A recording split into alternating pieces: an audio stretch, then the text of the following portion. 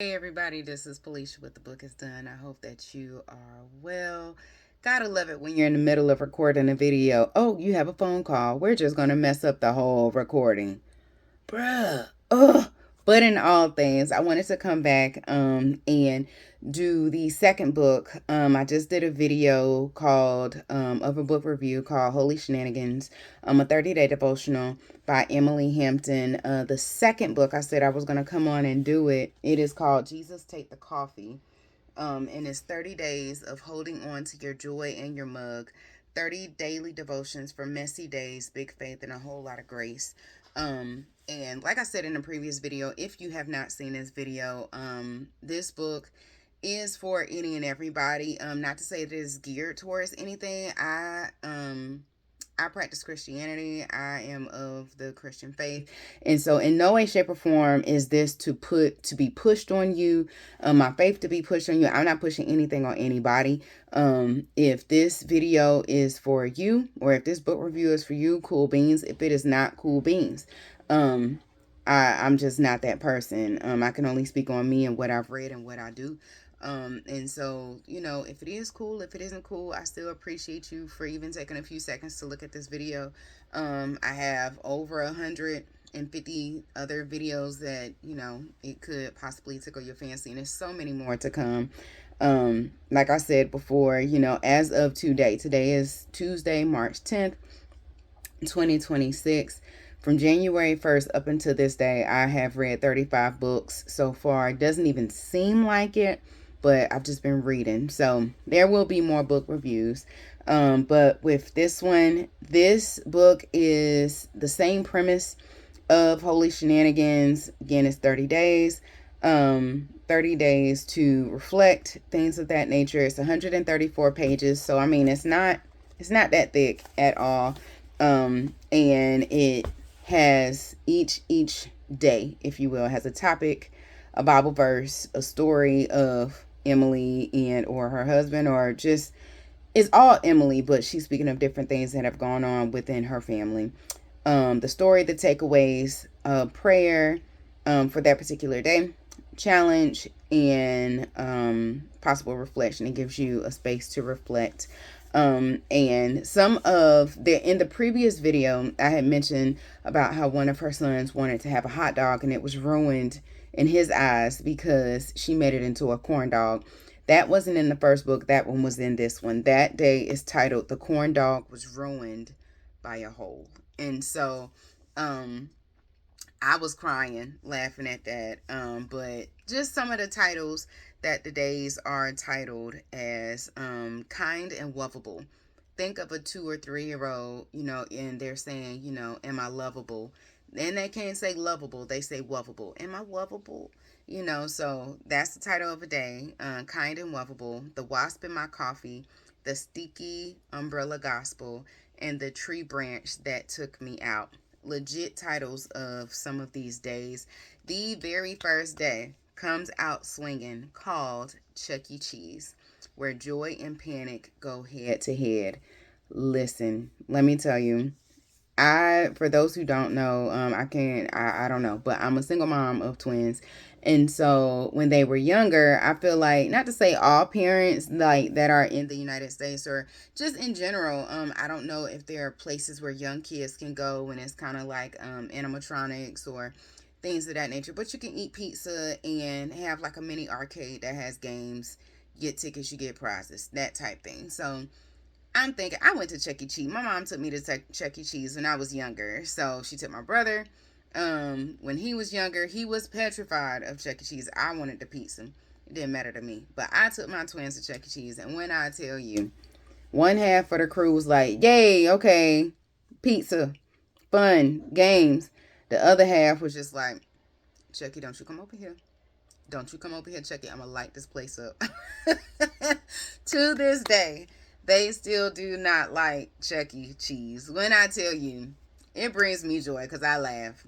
I laugh every single time. Like, they don't do, I don't even know what you would call it. They don't do characters. So, like, when we went to Disney World, saw Mickey and Minnie coming, they were like, don't come over here with that.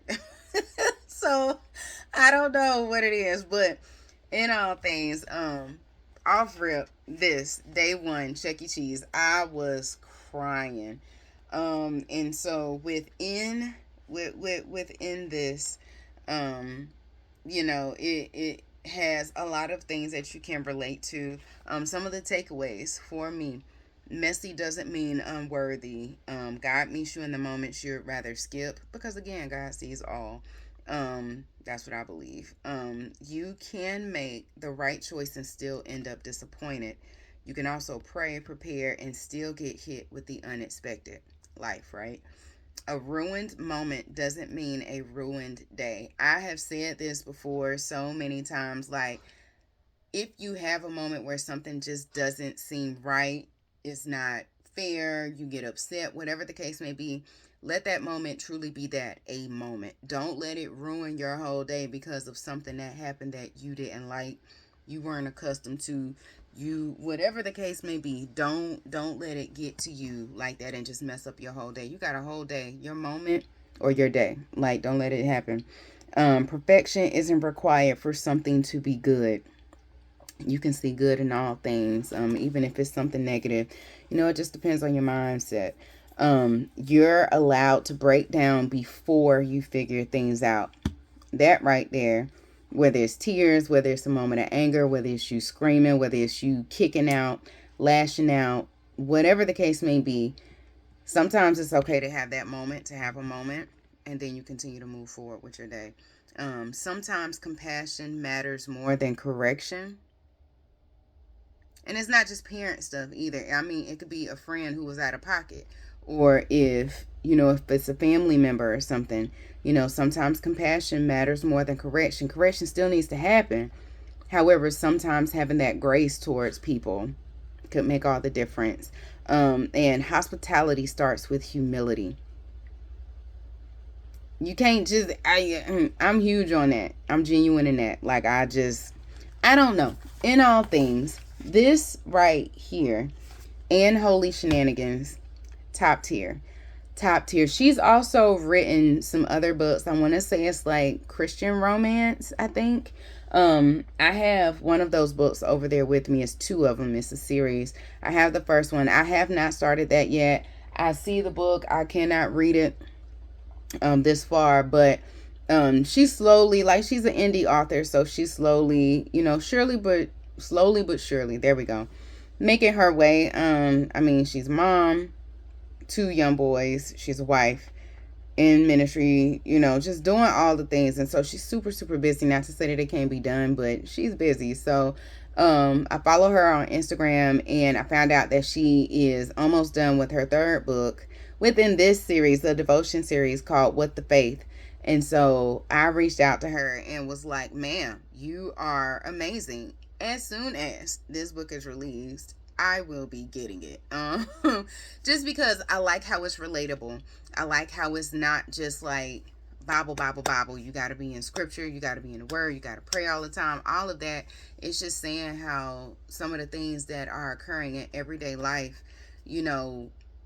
is still life. You know what I mean? Like, you can still, be Christian or follow God or believe in Jesus or whatever it is, and know that, it's not just you. You're not just out here on a limb. Like, it's real life. It is real life. I found it to be a breath of fresh air.